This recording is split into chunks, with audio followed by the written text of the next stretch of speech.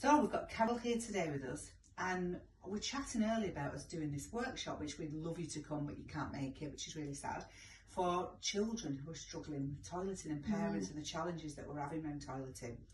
And then obviously, Baby Blossoms and your wonderful midwifery experience. Not only have you had that, you suddenly tell me that you've got experience in children and, shall we use the word poos? Yeah, it's poos, bowel management. Yes. Bowel management? Yeah, and poos. Yes. So, I would love for our parents who may be struggling, because we do have children when they become constipated and they get a fear and they hold on to the poos because they don't want to go on the potty, they don't want to go on the toilet, what that can lead to.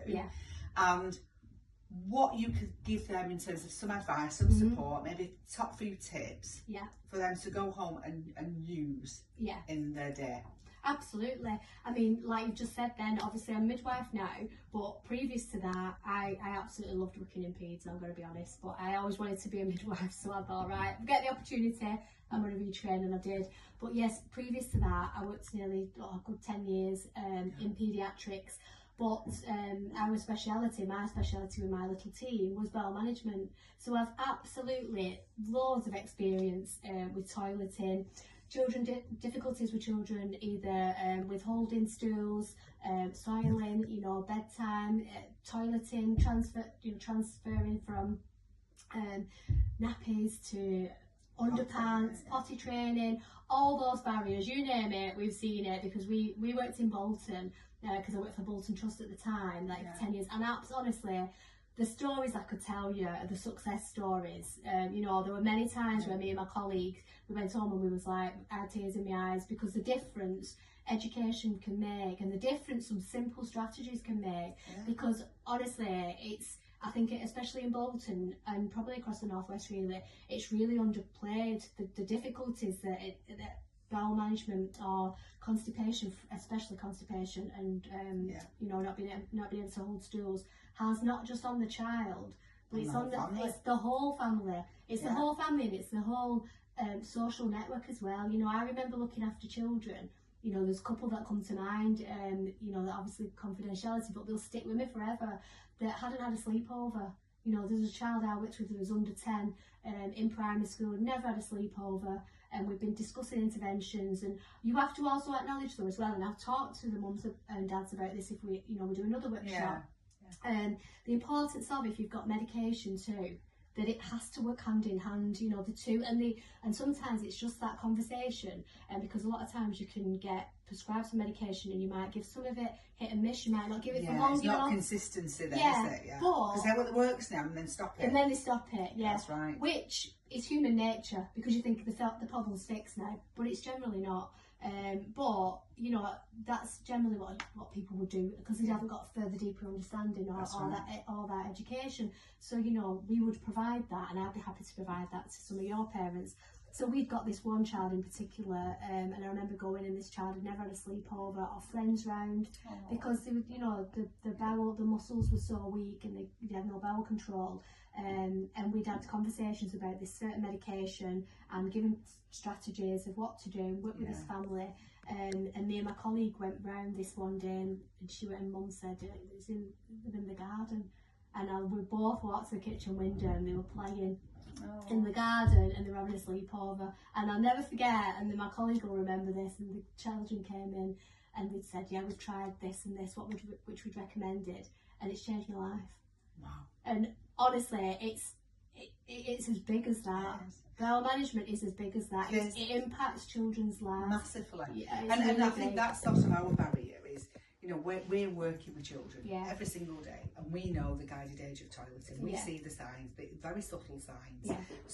But children are ready to toilet, and often it's the parent that's more scared. And will say, oh, my child's worried, or we won't sit on a potty, or they won't do that, and I'm not forcing them. But the problem is, by not doing that and keeping a child in nappies for long periods, they lose that ability for the signals to go to the bowels. I was just going to say, it's exactly that. The signals, they become familiar with it, and then they no longer recognise it. And the bowel, there becomes a dysfunction then between the messages from the bowel, messages to the brain. And, that's right. But there are so many ways, simple ways, that we can kind of bring that education, that training back. Simple things like regular toilet sitting. that it's such a simple like thing. A timer. Yeah. So we'd use the buzzer in nursery, and then it'll go, and let's go and have a look, let's go and see if we can go. And it's encouraging that, isn't it? So it doesn't become an ordeal. It is a bit of fun. You know, decorating the toilet, so they want to stay in there. Yeah, that's what we used to do. Take a toy, take a book, whatever, but try and make it fun so it doesn't become an ordeal. That's and it's fun, and if you marry those things together equally, then you're also re-embedding that training in the brain. So we would usually say, you know, we set times throughout the day which you would naturally, after your meal, do your breakfast, go and sit on the toilet. But I don't want to go to the toilet. It's not about whether you want to go to the toilet at that moment for the parent, it's just to get into that habit that we sit, because majority of the time the child might think, I don't actually think I need to go, but they do. Because they're not understanding because they've lost the signal. Right. So it's just rebuilding that. So that's a really, really simple tool that we can give, you know, and that's just about every 20 minutes after you've had your breakfast, you've had after your dinner, or when you come home from school, because a lot of children as well, and that's going to be a whole other session, will hold all day, and then they'll come running in, and they might have had an accident before they even arrived in the house, because they won't go in school, they won't go in the street, they won't go in public. And honestly, and if there are children like that and parents, you're not on your own. You are not on your own. There were so many children and families that we worked with. I loved that part of my job, I have to say, because when you get it right, it can change your life. It doesn't just change that child's life, like we said earlier. It's the whole family. It's the whole family. And it gives them dignity as well, and you know, because you don't really want your children going to school in the nappy. And there's so many more children going to school than the research is saying. Nurseries are not doing a good enough job, and that isn't about that. It actually, we're doing what we can. We're trying to talk to parents, and it's the resistance we're facing. So I think sometimes as well, it's a lack of understanding, or urgent. Like, you know, parents might not recognise when the child's ready, or they might very well, like you said earlier, they might recognise it but think, and this is a legitimate thought, you know, I'm a parent myself, you know, I had 6 children, I understand it. So that you might think, oh, I'll do it at half term, or I'll do it in summer, or we're going on holiday so we're not doing it this week.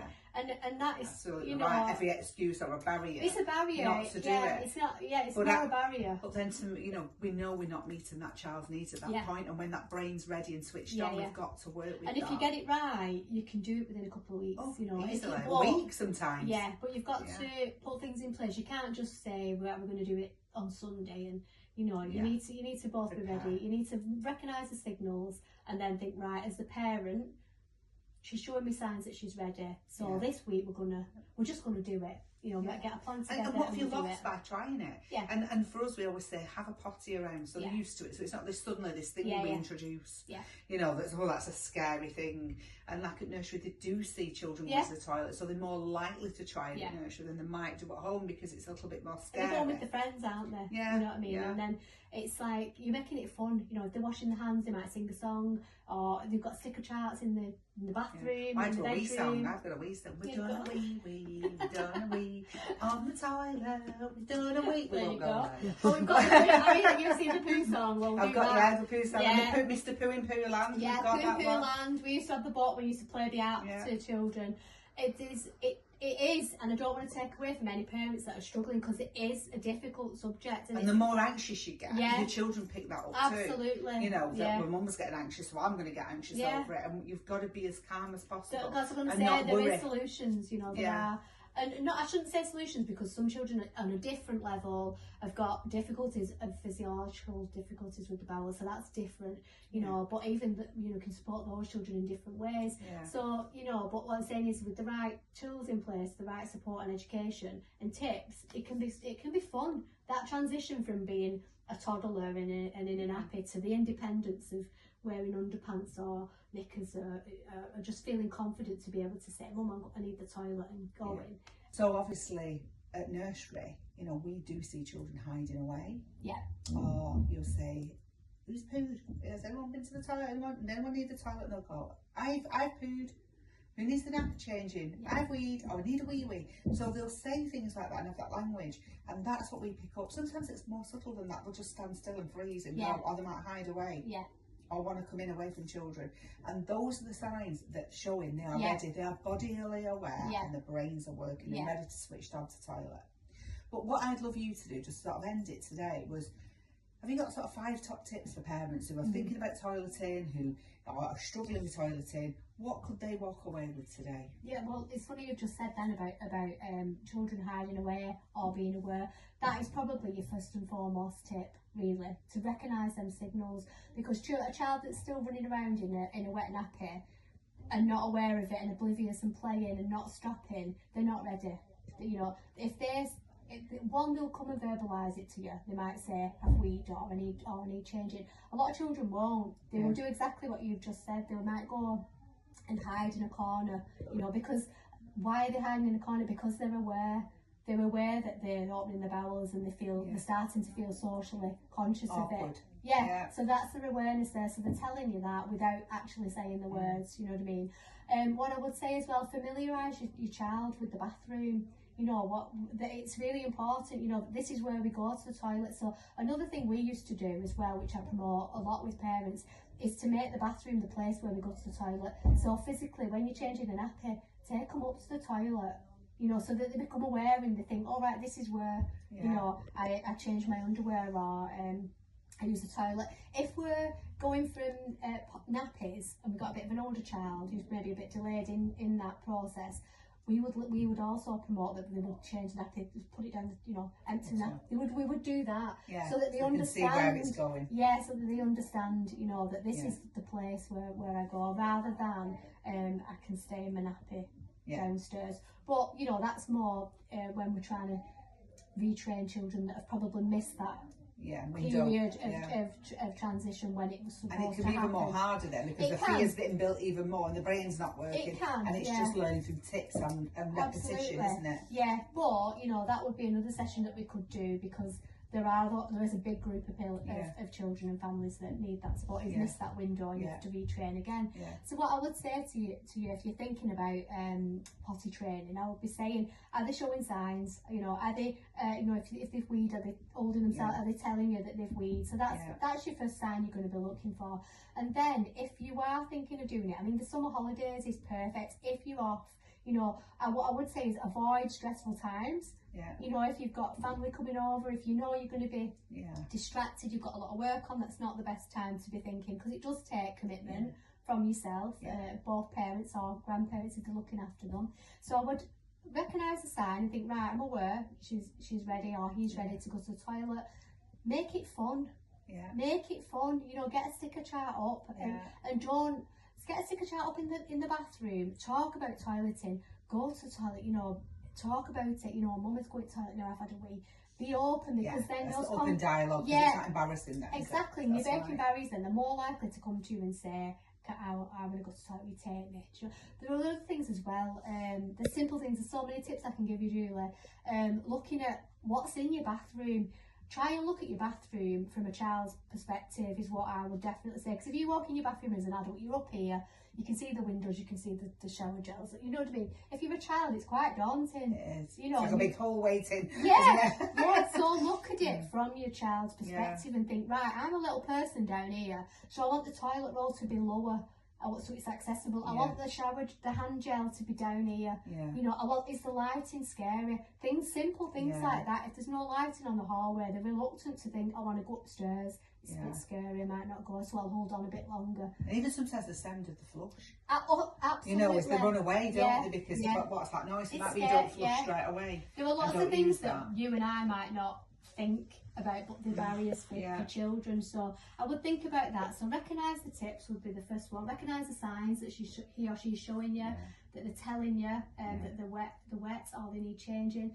And look at your environment and think, right, is this welcoming now for us to start potty training? And then go for it. Have a conversation, say, right, on Saturday, we're going to do this. And we're going to do it. It might take a week, 2 weeks, but you've got to commit to it. That's right. You've got to be ready. You've got to commit. You've got to get what you need in. Get your pull-ups, your wipes, whatever you're going to need, and just commit to it. You know what I mean? And then if you're struggling or you want more advice, you come to one of our workshops and absolutely. We'll give you some top tips. But you're halfway there. You've done those 3 things. You've recognised. You've set your environment up, and you've committed. Then you're halfway there. Oh, thanks. You're welcome. Thank you so much for that. And let's hope our parents listen and can follow all tips for us. Any help let me know. And we'll do another workshop hopefully in the future. Perfect. All right, thank you.